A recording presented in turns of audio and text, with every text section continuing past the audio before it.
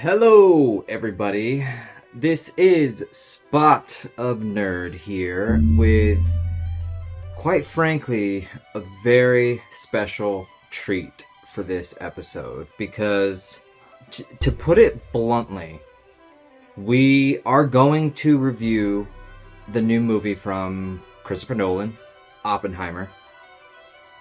And I'm not joking. If there is just one way that I can best describe this film, it's very easy. This is a perfect film.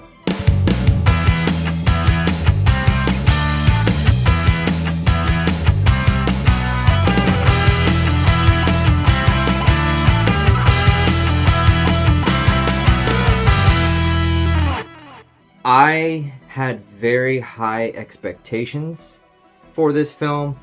It's got truly one of the most incredible casts of celebrities I've ever seen in a film, next to, you could even go so much as far as an Avengers movie, like Avengers Endgame. There's literally all the celebrities in one film. But Oppenheimer defines what true cinema should be. And we're going to talk about it probably in length. We're going to talk about the story, we're going to talk about the politics, my own philosophy on certain things, but I hope you will listen, I hope you will watch, because if you haven't already, Oppenheimer is truly the best film I have seen in a very long time. Before we get started, there is going to technically be spoilers for the film, even though it's based off of an historical figure, historical events. So really there's not much to be spoiled, because if you just read a history book, technically history has already spoiled this for you. But I'm still going to give a warning. I will be talking about the film, likely plot, characters, situations, etc. Just FYI, if you don't want to know, look away. If you don't care, keep watching, listening, etc. And super duper would appreciate it. Super duper in the pooper would appreciate if you would go ahead, subscribe, like, comment, the whole 9 yards. Spot of Nerd everywhere you can would be truly, truly, I would be grateful and appreciate all of that. So, getting to the movie Oppenheimer. Now, let's give you a quick, I guess, cliff notes of what it's all about. Oppenheimer was technically the scientist behind the atomic bomb that was dropped in Japan during the Second World War. It's changed human civilization forever. It basically, without so many words, it gave mankind the ability to eradicate itself. And even to this day, I'm assuming, I mean, again, you could probably research things that you can go down rabbit holes, but I'm assuming we have even more deadlier weapons. And quite frankly, on the politics side of things,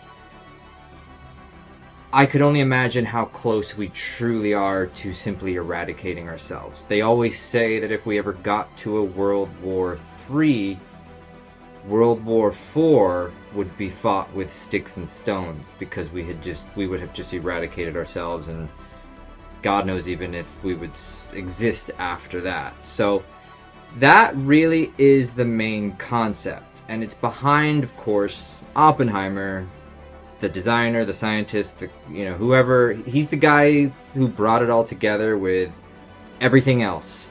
Military, other scientists, countries, bibbidi bobbidi boop. You know me and my broken record Spot of Nerd stuff. So, huge credit to, I apologize if I mispronounce it, but it's, I think, is it Cillian Murphy? He is Oppenheimer. If you've ever watched Peaky Blinders, he has been in that on Netflix for, I think there was like 6 seasons.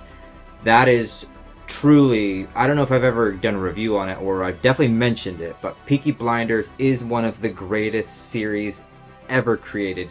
Highly recommend going and watching it, because This man deserves whatever is above an Oscar for this film.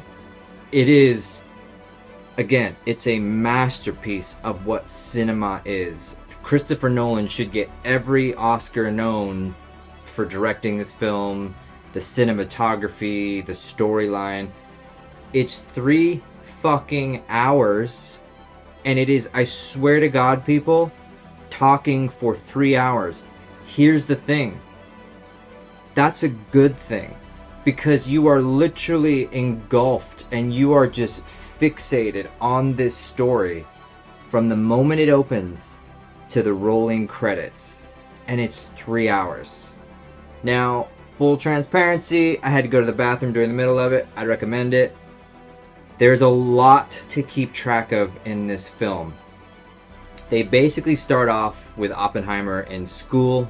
They work their way into him becoming a legit scientist, working for the universities, and then they lead into the creation of the bomb, him working with the military. But throughout the entire film, they're obviously doing kind of a past-future type thing, because, of course, just like anything else with politics and wars and everything in between, just go and watch my shit. Look up what I post on Instagram. Obviously, at the end, after this, after the atomic bomb, World War II, you know, he tried to let the world know, he tried to let the United States government know humankind with these type of weapons can do irreparable damage, and we need to do something about it. And he tried very hard. So what does the U.S. government do? They try to destroy him. They try to ruin his reputation, which they succeed at. And it isn't until later in life that they finally congratulate him for his scientific achievements. Blah, blah, blah, blah. The usual kind of, we need you to build this horrific weapon. Thanks for doing it. We don't need you anymore. Go fuck yourself. But wait, this can do some really bad things. Yeah, don't worry about that. And then decades later, oh hey, remember how we told you you were a pile of shit? Our bad. Just kidding. Yeah, you're cool now. So, it really, there is so much detail. I won't even try to attempt to give you the layout of the film in terms of the story. But what I will dive into, of course, is a lot of the more philosophical side of it. You know, as I've said, this is a perfect film. This is 10 out of 10. This is 4 cups of tea out of 4 cups of tea in the Spot of Nerd world. You need to go and watch this film, especially if you are a history buff, especially if you really enjoy the time period of like the World Wars. And it just, this is gonna sound very interesting, very odd, but when I see movies like this, you know, Christopher Nolan does an incredible job, whether it's fictional like Interstellar. He did do Interstellar, right? If I'm wrong on that, shame on me. But he also does a lot of these historically accurate films. Specifically, another one was Dunkirk, another truly incredible film based in, you know, obviously the World War II era, where England were essentially alone during facing off against the entire German army, the Nazis included. The US hadn't stepped in yet, but the way he tells this story is just unbelievably incredible. You are, like I said, you are engulfed every moment. You're seeing how he was almost like a nobody back in school, but he had this mind of a genius. And then you see how he develops the relationships throughout his life, whether it's females, whether it's other scientists, whether he's trying to bring people together to create the atom bomb, which kills tens of thousands of hundreds of thousands of people. And you can see even at the end, yes, they do eventually show you the detonation of the bomb. You will not see it in Japan, you will only hear about it, but you will see his morality behind it. You'll see him struggling, you'll see him suffering, and the fact that, you know, when they did the demo and it was successful, you get to see the actual bomb blow up, which is it's just fucking, it messes with you so much in good and bad ways. But then after that, you see the repercussions of it. You see the fact that he is responsible for creating the deadliest weapon that mankind has ever seen. And there's even some really kind of almost graphic sequences. They're not to the point of, you know, Saw or Saving Private Ryan. But there's just these moments where he's almost having like an anxiety panic attack, and you just see like skin melting, or you see the ashes of a dead body, because he's realizing, while everybody in the United States is celebrating this big achievement, quote, achievement, we're not realizing that once we actually drop this bomb, it is going to do terrible, incredibly horrific damage. And it did. If you look in the history books, the United States is the only country, the only nation to have ever dropped a nuclear weapon twice in the history of mankind. Now, that's not a bad thing. In a way, if you understand the history behind it. Dropping a bomb is bad. Let's make that very clear so that nobody edits this video like, Spot a Nerd thinks you should go and drop bombs. No. I personally think war is horrible. I don't see the point of it. I think Jack Nicholson in Mars Attacks, why can't we all just get along? All that good stuff. But what I am explaining is, if you look at the historical side of it, what this was thankfully it didn't end the world. It didn't end mankind, because they even go into a lot of the science about it. There was a very slim chance that when they lit this bomb off, it could have ignited the atmosphere and everybody would have died. It was a very small chance. So you can see it probably in the trailer with Murphy and Matt Damon when they're talking, and he's kind of joking about, you know, it's a very small chance. He's like, how small is it? Just minute, you know, how about 0 chance the world will end, you know? So that type of stuff. But then you get into the conversation. There's an incredible conversation with him and Matt Damon about, we will drop 2 bombs. Because number 1, it will show the Japanese, number 1, we now have the power to do this. And then we will drop a second bomb to show them, if you do not surrender in World War II, we will continue dropping these type of bombs until you surrender. So again, from the historical side, it is showing the achievement of ending World War II. You know, Germany had been defeated. The Japanese were still holding out. It was just, you know, you're ending the greatest war that has ever been seen in mankind. But now you have weapons of mass destruction that are killing hundreds of thousands of people. When is enough going to be enough? Because the war, as you can imagine, World War II took tens of millions, if not billions of lives. I don't know the number. I mean, it's definitely in the millions. Let's be very real with that. Billions, possibly, but generations of men were taken out. Specifically in England, look up the Battle of Britain. I personally love that time period, World War II, not because of death and war and violence, but because it was a time when people got together. And that's where the more philosophical side of this film comes out, because again, as you're watching this I guess this biography almost of Oppenheimer, you know, he's meeting Einstein. We're introducing ourselves to like JFK. All these different just people that were involved in this project. And you just start to realize it was a time in human history, in mankind's history, where we were doing something.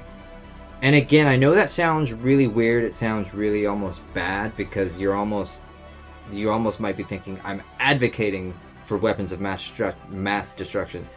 Fuck that shit. I do not want that at all. What I'm getting at is more just during this time period, people came together to fight for what was right and what was wrong. Now, again, bombs very wrong. War, very bad. World War II, very bad. People losing a lot of life. Destruction everywhere, so on and so forth. But it was a time when people came together to fight true, pure evil, aka Nazi Germany. Nazis bad. Just to make sure I spell it out for you.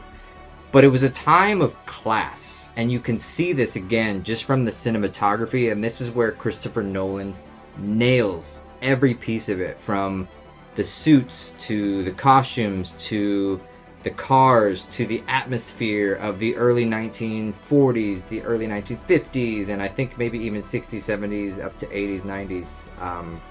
I forget. I don't really know. Kind of. There's definitely the 40s up until like the 60s, 70s, something like that. But you know, again, I look back at my own life, and I think if there was ever a time I wish I was born, I really do wish I was born during the 1940s and 1950s, because it's when people.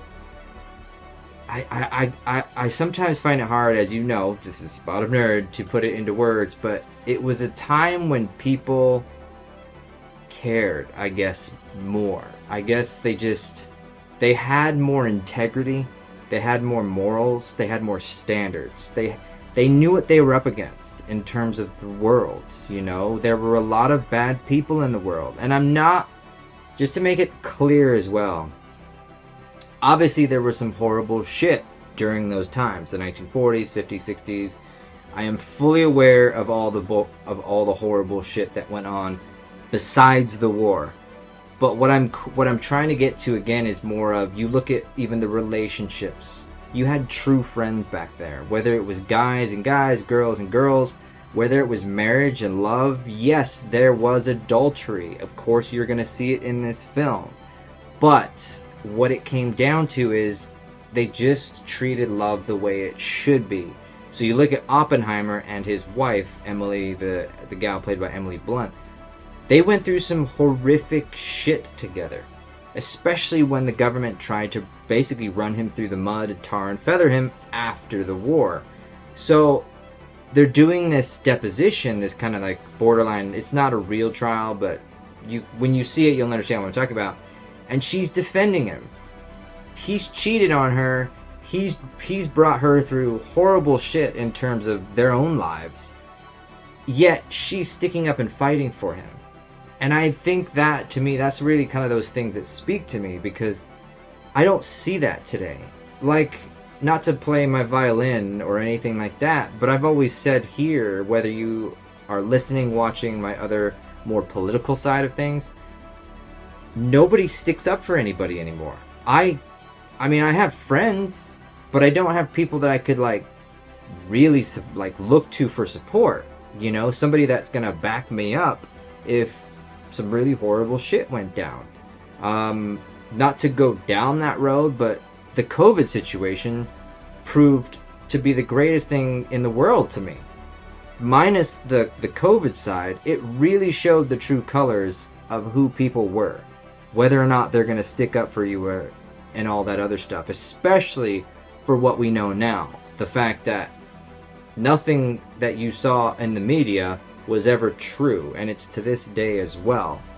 But to kind of finish the philosophical side of it, specifically to the Oppenheimer film, you know, you look at today's generation and you look at that generation, and it was one of those things that, again, they had a goal. They had something they needed to achieve. They needed to create this bomb so that they could make sure the bad guys didn't get it first and launch it first. Imagine if the roles were reversed. Imagine if Nazi Germany were the first ones to get a hold of an atomic bomb. Imagine what they could have done. If anything, the US, I'm not saying they did a good thing by dropping those bombs, but they did show the world we are this close to completely fucking ourselves. Stop now so this does not happen any further. And it didn't. It really did not. Yes, again, I'm not blind to the fucking Cold War. I'm not a fucking idiot. The arms race, etc., so on and so forth. the Cuban Missile Crisis, blah blah blah. I'm not a fucking idiot, just to be very clear. I'm simply saying, with Oppenheimer, it showed a generation of humans, of mankind, that had class, that had dignity, that had just... They had what today's generation doesn't. They had the ability to live the best possible life they could, to want to create, to want to be better, to want to just solve... Again, it's hard to put these things into words, because I look at today's generation. What is that we're fighting for today? Honestly, look at it down to the very bottom of the barrel. You know, it's one of those things. There's the race issue, there's the ideological issues, everything else in between. You know, I've got to tread carefully on those lines. But what are we really... Are we suffering? No. What we are... I mean, obviously we're suffering under a current administration, which we don't need to go down. But the bottom line is, we have food, we have water, we have homes, we have heats, we have $1,000 devices in our pockets. But what we don't have is innovation. We don't have, at least from my knowledge, from what I'm seeing, I don't see a lot of progression in mankind moving forward into the future. You know, you look at Back to the Future Part 2. By 2015, we were supposed to have flying cars. In the 1940s, 1950s, we developed an atomic bomb. Albeit not the best thing we invented. But my God, I'll even give you, in the last 20 years alone, what has mankind really achieved? Other than the fact that Bezos, Musk, I think those are the only two, and then the Virgin guy, Virgin Atlantic. They're starting to potentially get human beings to travel into space just to say you've been into space. That literally is the only thing I can think of, other than maybe even the International Space Station, which has already been up there for 30, 40 fucking years. But we've never been back to the moon. We haven't even thought about going to Mars. What is mankind doing right now?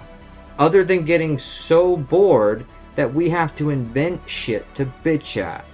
I'll let you go down and decide what that is, because no way in hell will I touch that on an episode. If you know me, you know me. If you don't, we can chat more later in private. So with Oppenheimer, it just... I don't know, it almost brings a tear to your eye of appreciation, you know? And this is where I gotta give huge thanks, and we'll kind of wrap this episode up. Huge, incredible thanks to Christopher Nolan for giving us movies like this, because it brings it down to earth. It brings... You look and you see where mankind has come, and you see this specific situation where World War II, we had the entire globe at war. Millions of people were dying. Millions of people were suffering. It needed to end. And yes, again, I'm a broken record. This was not the best way for it to end. But the bottom line is, what this man created, Oppenheimer, with the teams and everybody that was helping him, they created truly something remarkable. And I don't mean that... I know I'm a broken record, but I have to make it very clear.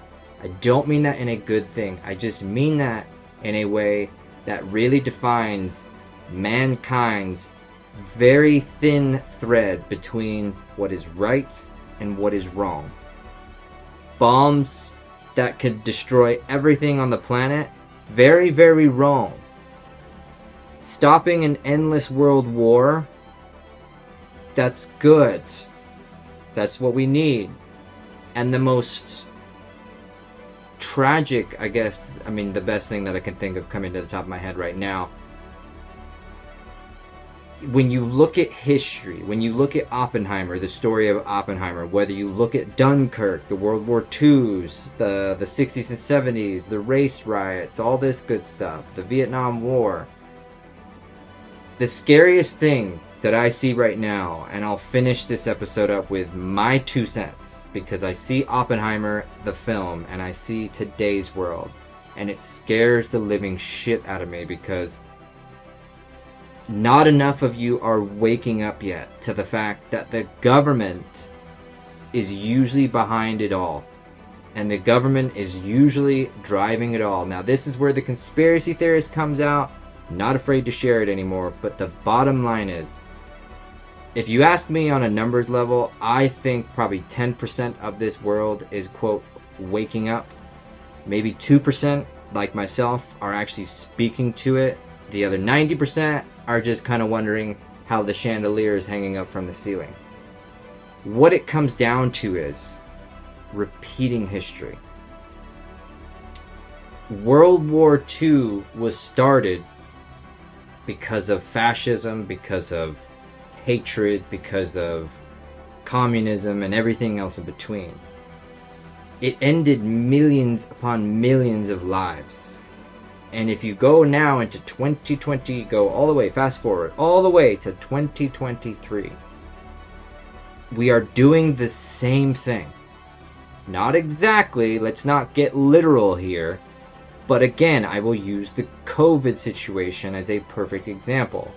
Whether you were vaccinated or unvaccinated, whether you were masking or unmasking, there was a level, I mean, you look at the media, you look at social media, you look at the news, there was a level of divisiveness that was created that set this world on a path that I pray to God one day can be repaired, I guess is the best word for it.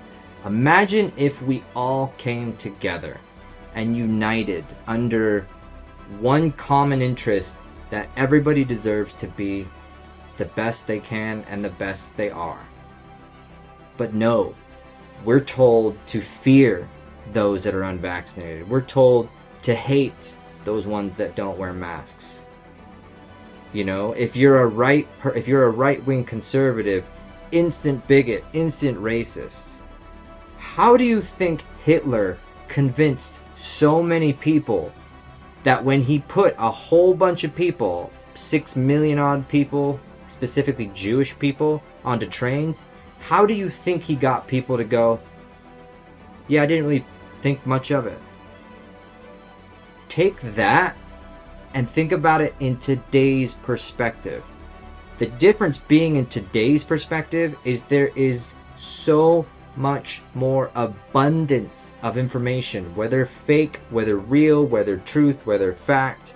So much more is being programmed into your brains that right now it is a case of the people that are spitting out truths and facts, like myself, we're the freaks and the crazy ones, because we're trying to tell you that this is all by design. Now, yes, we can go on so many roads, so many different paths. You can think I'm crazy for all you want. Trust me, there's a lot of people that do. I've told this many times before. I get so many messages. I get death threats, everything in between. Because all I'm saying is that the sun shines. I'm trying to let you know the sun shines. And you're trying to tell me that it doesn't. All because of what you read on Twitter or Instagram or Face, whatever it might be. And it's all by design. It's no different where I see this film, this Oppenheimer film. They needed him to create this weapon of mass destruction. And when they didn't need him anymore, they made him to look like the bad guy. Because if they could make him look like the bad guy, then they're not the bad guy, aka the government. And then when enough time passes, yeah, our bad. It's cool. Sounds familiar, doesn't it? Especially today with those that are quote-unquote unvaccinated, those that are able to go into a store without a card. Sounds a little familiar, doesn't it? So I will simply just leave it at that. Oppenheimer, again, I have got to just, I'm going to repeat myself, broken record. You would be crazy not to go and see this film in theaters. I recommend you see it in IMAX just so you get the full experience. I would encourage you to pay attention as best that you possibly can.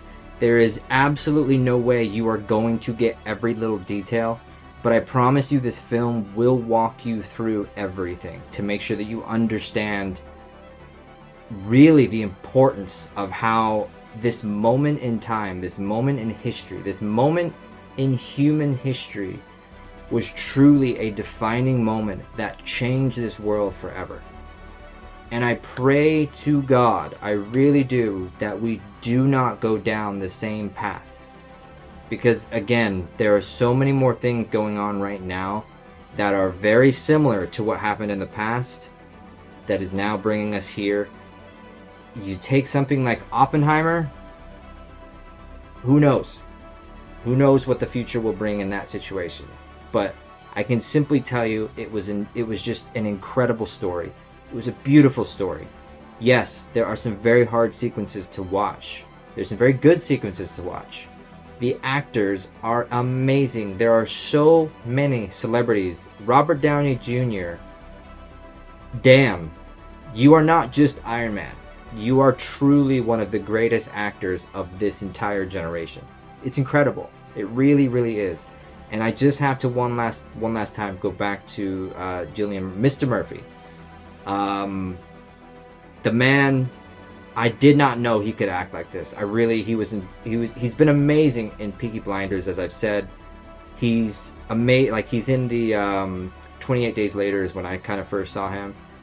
This is his defining role. He just nailed everything about this character, Oppenheimer, and I could not be more ecstatic and passionate to share with you this review, because it's movies like this that really allow me to escape all of the other crap. You know, we talk about so much politics and social media and this and that, and we even, unfortunately now, with all the movies other than this that are starting to shove it into your television and your other films, like the Barbies and the Star Wars and all this movie didn't do any of it other than tell you a story about historical content that changed mankind forever.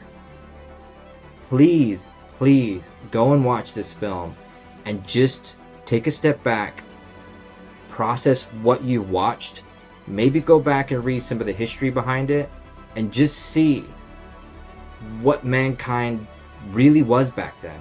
It was incredible. Not the bomb, but just how mankind progressed forward to try and get through a situation like a world war. It is unbelievably told through the eyes of Christopher Nolan, and I thank him so much as a director for giving us such epic films like this. You will not be disappointed. Right. With all of that said, if you've made it this far, huge thank yous, sincerely from the bottom of my heart. I really do appreciate it. I would love to know what your thoughts are. Please throw them down in the comments. Do you agree? Do you disagree? What did you like about the film? What did you not like about the film? Have you seen it? Have you not seen it? Are you going to see it? Are you not going to see it? Everything. I would love to get the discussion out there. Really would. Obviously, as mentioned, if you would be ever so kind, throw that subscription right down below. The likes, the comments, the follows, the shares, everywhere you can. Listen on the podcast, Spot of Nerd, of course. And we are getting to Comic-Con. I promise you, San Diego Comic-Con is coming up, 2023. We are in the process of editing all of this stuff. It'll be 4 days. 4 series, 4 episodes of San Diego Comic-Con 2023. Stay tuned, folks, and we will see you guys next time. Later, y'all.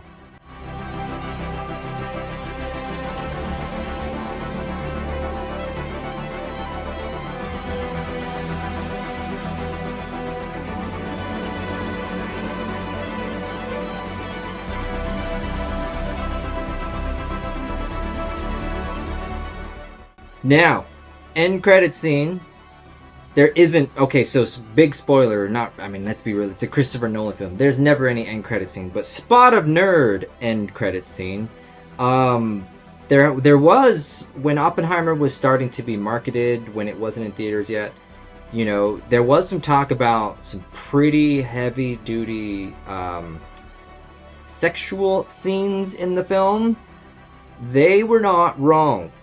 So just as a heads up, might not be the best for the kids. You know me, I always like to warn about how, you know, you don't really want to take the kids to see this stuff. But, yeah, some pretty interesting sexual scenes in the film. And specifically revolving around, if you ever saw Black Widow, Marvel's Black Widow, Black Widow's sister, the blonde-haired gal, she is the love interest originally for Mr. Murphy. And they kind of have some sequences together. Damn. We'll just say them for both of them. Damn, if you get my drift. So, yeah, just be careful on that with the kids. But at the same time, again, just, I really hope everybody on this film gets awards for everything. Because every single one of you deserves it. I can't stop telling you how perfect Oppenheimer was. Oppenheimer is a perfect film, folks. Please, from Spot of Nerd, please go and watch it. You will not be disappointed at all.